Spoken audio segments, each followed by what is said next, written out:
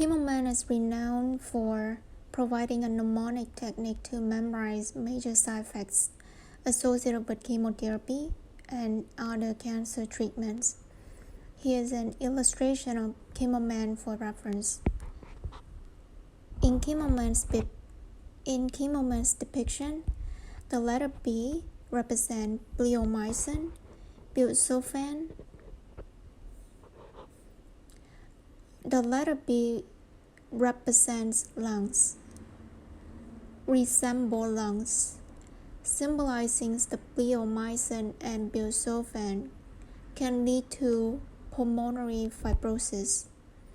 The letter C, resembling kidneys or ears, is placed on Chemoman's kidneys and ears, serving as reminder that cisplatin and carboplatin can cause nephrotoxicity and ototoxicity. These drugs belong to the platinum-based chemotherapy class. The letter D represents the heart, highlighting that doxorubicin can cause cardiotoxicity. The letters M or F on the bones represent the myelosuppressive effects of methotrexate and 5-FU. The letter N on Chemoman's head indicates that nitrous ureas can cause nephrotoxicity. The letter P represents cyclophosphamide, which may cause hemorrhagic cystitis. T signifies taxanes, including paclitaxel and docetaxel, which can lead to peripheral neuropathy. Lastly, V represents Winkel alkaloids such as vincristine and vinblastine, which also have the potential to cause peripheral neuropathy. However, there are additional associations not included in the Chemoman illustration. It is worth noting that pharmacogenomics has the potential to reduce the risk of ototoxicity caused by cisplatin. In this scenario, there is a playful reference to Chemoman losing an ear, reminiscent of the artist Vincent van Gogh. Cisplatin is also associated with nephrotoxicity, and to prevent it, the dose per treatment cycle should not exceed 100 milligrams per meter squares.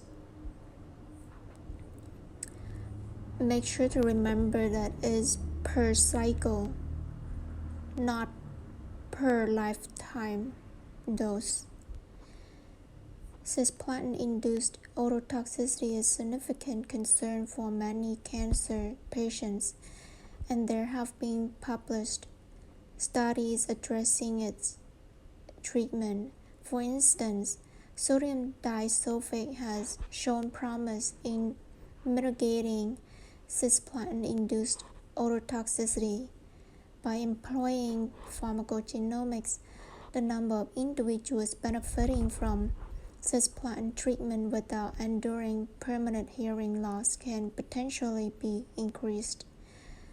Generic testing can identify specific generic markers, with the SNP RS 1872328 associated with AZIP2 gene being one example.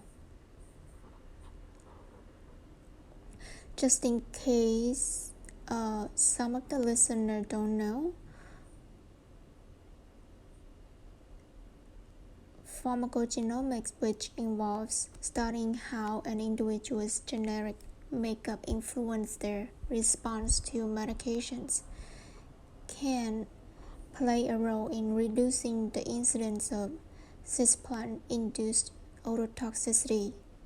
Generic testing can identify specific generic markers, such as single nucleotide polymorphism SNP SNPs, that may be associated with increased susceptibility to ototoxicity from cisplatin. The SNP name that I just mentioned, which is associated with gene AZIP2. Further research and generic testing can help identify individuals who may be at high risk for cisplatin-induced ototoxicity based on their genetic profile. By understanding a patient's genetic predisposition, healthcare providers can potentially adjust the treatment plan to minimize the risk of hearing loss while still providing effective treatment plan. It is important to note that pharmacogenomic testing and personalized medicine approaches are still evolving, and individual responses to medication can be influenced by various factors. Therefore, it is always essential for patients to consult with their healthcare providers for personalized advice and guidance regarding their specific treatment options.